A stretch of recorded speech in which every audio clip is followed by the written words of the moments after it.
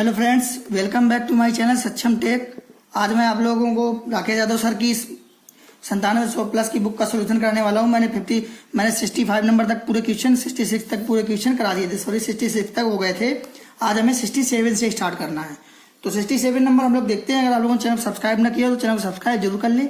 आइए चलते हैं 67 नंबर क्वेश्चन।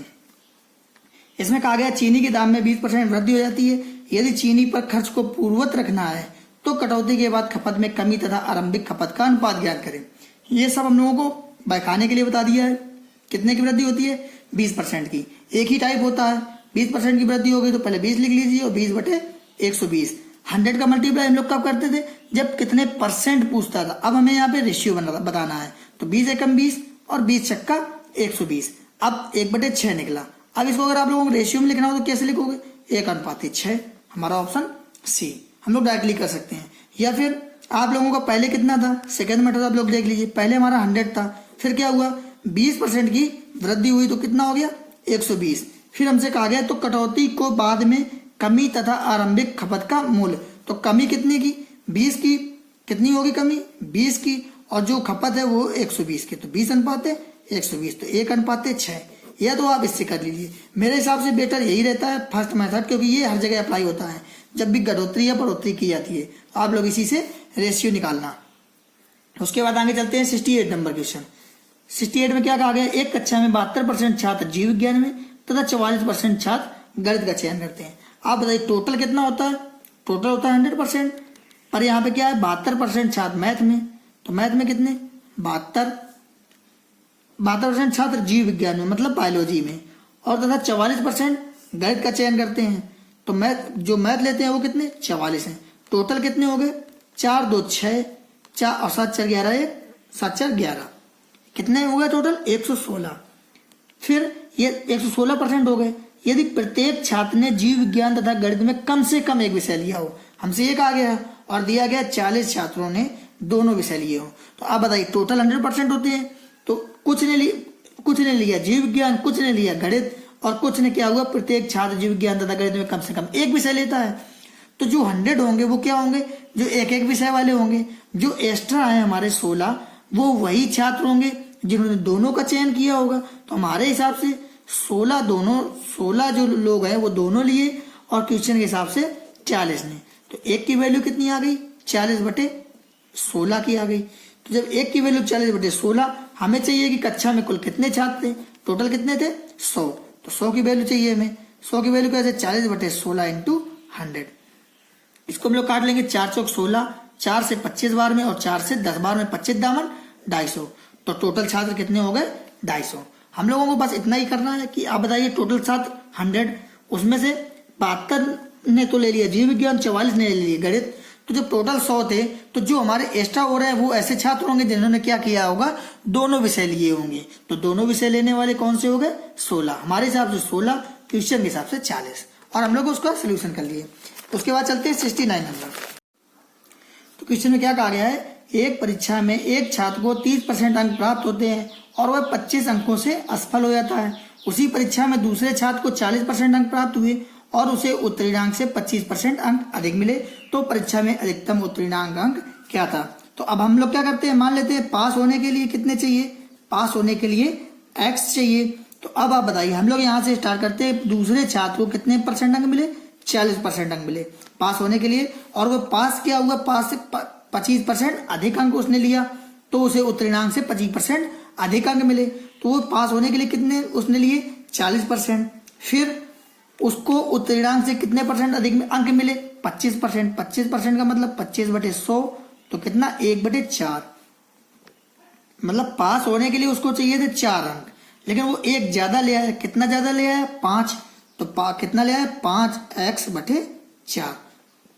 पास होने के लिए चाहिए x, पर 25% अधिक लाया उससे, तो 25/100। तो 1/4।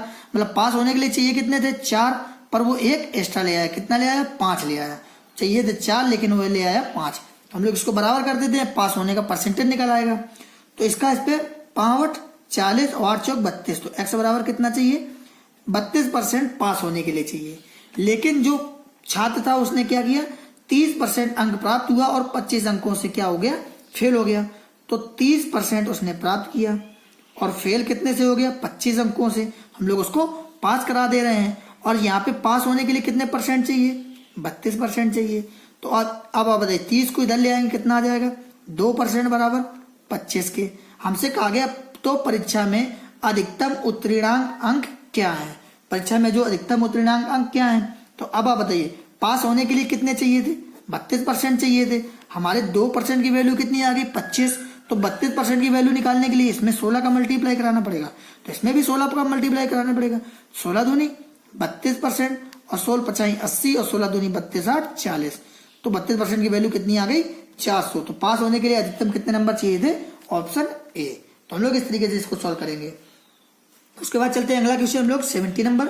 70 नंबर में क्या कहा गया है? एक गांव में 60 परिवारों के पास एक गाय है, 30 परिवारों के पास एक भैंस है तथा 15 परिवारों के पास गाय भैंस दोनों है। तो हम लोग इसको वेन डायग्राम से सॉल्व करते हैं। और वेन डायग्राम में हम लोग ऐसा अंक पकड़ते हैं जो दोनों हों। तो 15% परिवारों के पास गाय भैंस दोनों है, तो 15% हमने लिख लिया बीच में। फिर कहा गया 60% परिवारों के पास एक गाय है, मतलब काऊ रखने वाले कितने हैं? 60%। 15 तो हमने यहाँ लिख लिए, तो यहाँ पे कितने लिख देंगे? 45। अब हो गया कि 60% के पास गाय है।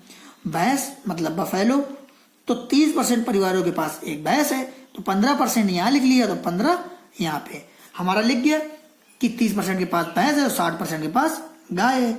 फिर कहा गया है यदि कुल परिवारों की संख्या 96 हो। क्या कहा गया है? कुल परिवारों की संख्या कितनी है? 96 है। तो कुल परिवारों की संख्या 96 है। हमारे हिसाब से कुल कितना? 100। तो 100 बराबर 96। तो एक बराबर किसके? 96/100 के। तो हमें वैल्यू किसकी चाहिए? हमें वैल्यू चाहिए कि जो तो कितने परिवारों के पास एक भी गाय या भैंस नहीं है। तो ये जितने लिखे हैं तो इनके पास या तो एक गाय है या तो एक भैंस है या तो फिर दोनों है। तो 15 दूनी 30 40 70 5 75, मतलब 75% के पास कुछ न कुछ है। लेकिन ऐसे कितने लोग हैं? 25% के पास कुछ नहीं है। हमसे वही पूछा गया है, तो हमें चाहिए किसकी वैल्यू? 25 की वैल्यू। तो 96/100 गुणे 25। 25 चौको 100, 4 से कितना? 24 बार में। Option B. उसके बाद चलते हैं 71 नंबर क्वेश्चन। 71 में क्या कहा गया है? 5 लीटर के एल्कोहल पानी मिश्रण में 40% एल्कोहल है। इसमें 1 लीटर पानी मिलाया जाता है तो नए मिश्रण में एल्कोहल का प्रतिशत क्या होगा? तो अब आप बताइए 5 लीटर एल्कोहल पानी के मिश्रण में 40% एल्कोहल है, तो एल्कोहल कितना है? 5 लीटर में 40% है, तो हम लोग निकाल लेते हैं। 5 से कट जाएगा 20 बार में, 20 से 2 बार में, तो एल्कोहल कितना है? 2 लीटर है। फिर इसमें 1 लीटर पानी मिला दिया जाता है, तो नए मिश्रण में एल्कोहल का प्रतिशत, एल्कोहल कितना निकाला? 2 निकाला। अगर 1 लीटर पानी मिला दिया है तो पहले 5 लीटर मिश्रण था, अब कितना हो गया? 6 लीटर हो गया। 2/6 इंटू परसेंटेज के लिए 100 का मल्टीप्लाई, 2 3 6, 3 का डिवाइड करेंगे तो कितना आ जाएगा? 33 सही 1/3%। Option D. उसके बाद हम लोग चलते हैं 72 नंबर क्वेश्चन। 72 में क्या कहा गया है? एक परिवार में चावल, मछली तथा तेल पर खर्च का अनुपात कितना है? 12 17 और 3 है। तो हम लोग ऐसे ही लिख लेते हैं, चावल को C से, मछली को M से और तेल को T से। कितना अनुपात है? 12 17 और 3। तो ये रेशियो में दिया है, तो इसको सरल करने के लिए क्या करते हैं? 0 बढ़ा लेते हैं। इतना हो गया।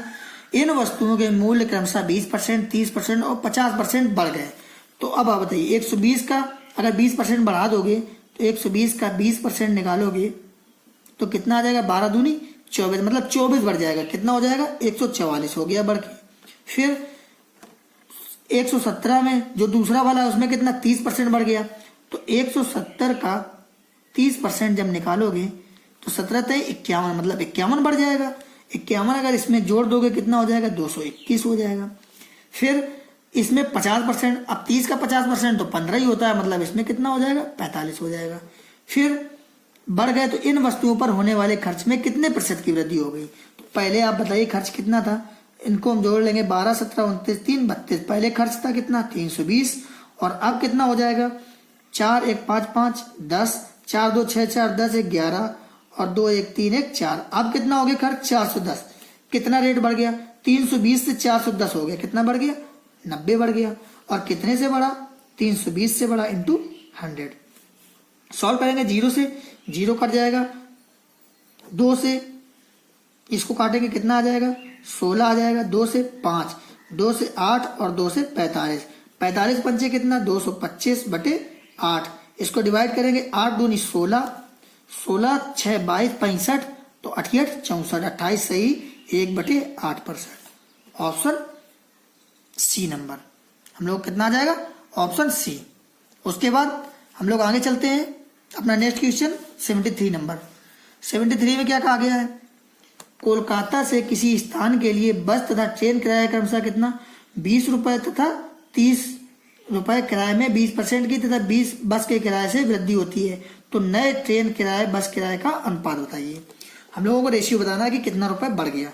तो अब आप बताइए, जो रेशियो है कोलकाता में किसी स्थान के लिए बस तथा ट्रेन का किराया क्रमशः कितना रुपया है, 20 तथा 30 रुपए है, तो बस हो गई और ट्रेन हो गई। किराया कितना, 20 रुपए और 30 रुपए है।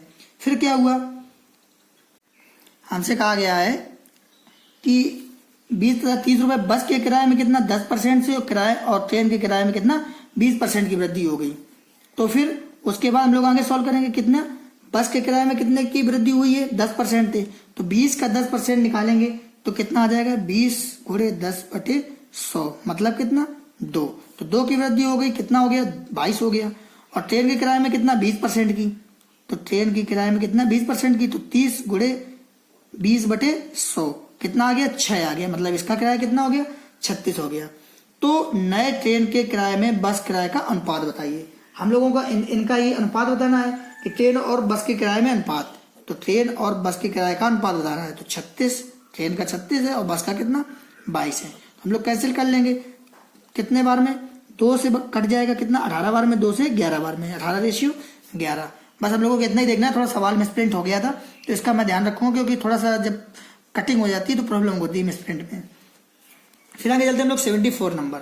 74 में क्या कहा गया है, यदि आयकर में 19% की वृद्धि होती है तो प्रभावी आय में 1% की कमी होती है, तो आयकर की दर ज्ञात करें।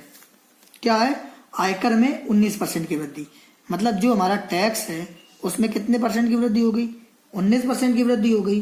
तो आय में क्या हुआ, मतलब इनकम में 1% की कमी हो गई, इनकम में कितने 1% की कमी हो गई।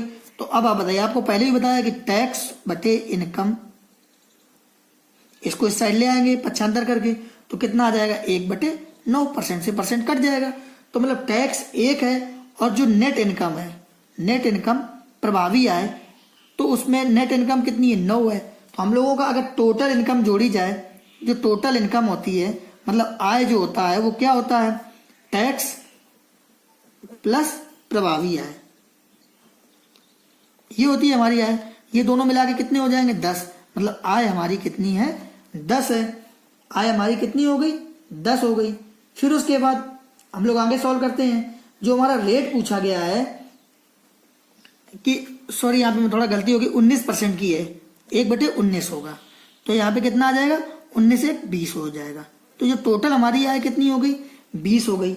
हमसे पूछा गया है कि आयकर की दर ज्ञात करिए, तो आयकर की दर ज्ञात करना है तो हमें आयकर की दर ज्ञात करनी है। अब बताइए, जो टैक्स है वो कितना है 1 रुपए है और आय कितनी है 20 रुपए, क्योंकि 1 रुपए ही तो टैक्स देना पड़ रहा है 20 रुपए की आय में, और परसेंटेज के लिए 100 का मल्टीप्लाई 20 5 100, तो जो दर होगी वो कितनी हो जाएगी हमारी 5%। तो हम लोग इस तरीके से इस सवाल करेंगे। हमने क्या किया कि आयकर में 19% की वृद्धि हमने लिख दिया, और उसके बाद प्रभावी आय में 1% की कमी हमने उससे निकाल लिया 1/19। तो अब बताइए, जो अपनी आय होती है टोटल आय वो क्या होती है, टैक्स और नेट इनकम दोनों को मिला के होता है, तो हमारी कितनी हो गई 20%। अब बताइए टैक्स कितना दे रहे हैं 1 रुपए दे रहे हैं, हमें वही तो बतानी है आयकर की दर। टैक्स 1 रुपए दे रहे हैं और जो टैक्स देंगे वो आप कुल आय में देंगे, ना कि प्रभावी आय में, क्योंकि जो टोटल आय हम जितना 5000 कमाएंगे उसी पे तो हमें टैक्स मिलता है, ना कि कुछ खर्चा करने के बाद।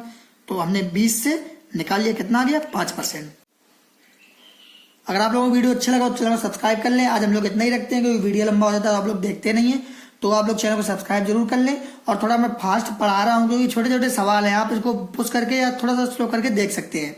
और अगर आप जो भी क्वेश्चन में जो भी डाउट आए आप लोगों को तो बता देना, तो उसको मैं एक क्वेश्चन या पर्टिकुलरली उसको स्पेशली करके मैं समझा दूंगा। तो आप लोग चैनल को सब्सक्राइब जरूर कर लें और ज़्यादा से ज़्यादा लोगों को शेयर कर दें। तो अब बाकी क्वेश्चन हम लोग आगे से कल कराएंगे। So friends, take care, bye bye.